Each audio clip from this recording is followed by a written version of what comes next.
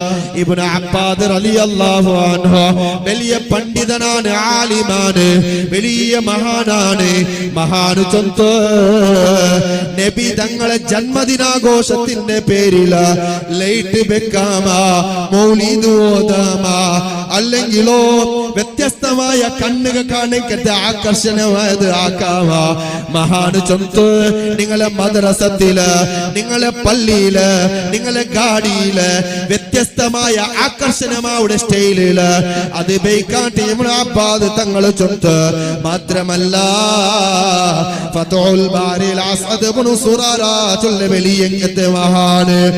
ആ മഹാന്റെ ഔത്തുൽ മൗലിദ് നടന്നര മക്കക്ക് നബി തങ്ങളെ ബന്ധമായിട്ട് ചൊന്നു കൊടുത്തുട. എന്നിട്ട് നബി തങ്ങളെ ബഗ്ഗേല് വിശദീകരിച്ചിട്ട് ആ കിതാബിൽ ചൊല്ലുട. ത്വലഅൽ ബദ്റു അലൈനാ മിൻ സാനിയാത്തിൽ വദാ വജബ ശുക്രു അലൈനാ മാ ദആ ലില്ലാഹി ദാ. ഫതുൽ ബാരിൽ ചൊല്ലുട.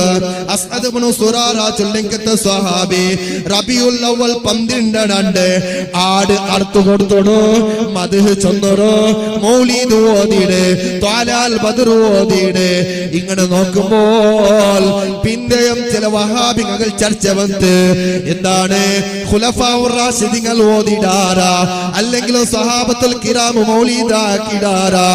ഓ മനുഷ്യന്മാരെ, പ്രസ്തുതമായിട്ട് മൈനടിസ്ഥാനമായ ഖുർആനില് ഞങ്ങളുടെ അടിസ്ഥാനം ഖുർആനാണ്. ഖുർആനാണ്.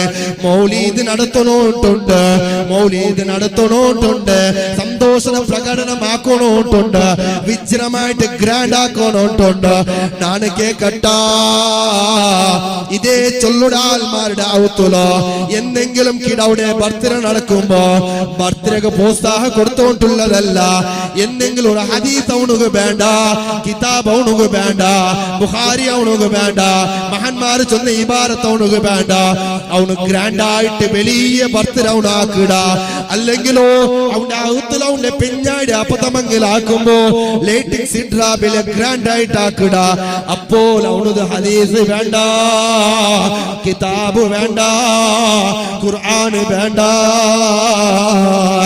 അബൂ ദർദാ റളിയല്ലാഹു അൻഹു